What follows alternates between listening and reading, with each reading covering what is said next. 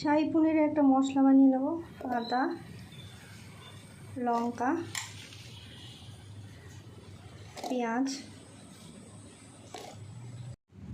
Tomato, কাজু বাদাম, এগুলো সব পেস্ট করে নেব। পনিরগুলো ভেজে নিলাম। পনির ভাজা তেলের ভিতরে ঘি দিয়ে দিলাম।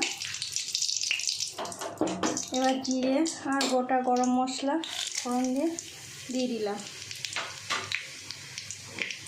আর বাটা মশলাটা দিয়ে দিলাম।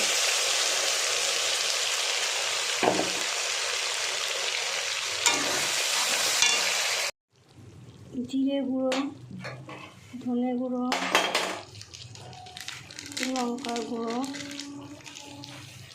আর হলুদের গুঁড়ো দিয়ে আর একটু কষে নেব। মশলা কষা হয়ে গেছে, নুন দিয়ে দিলাম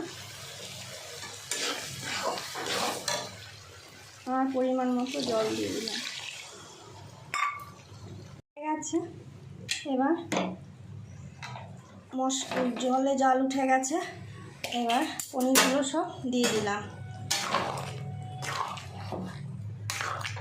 আর একটু ঘি ছড়িয়ে দিলাম।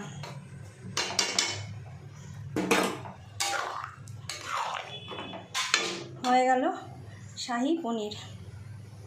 এই রেসিপিটা যদি ভালো লাগে তোমরা বাড়ি করে খাবে, লাইক করবে, কমেন্টে জানাবে কেমন হয়েছে আর শেয়ার করবে।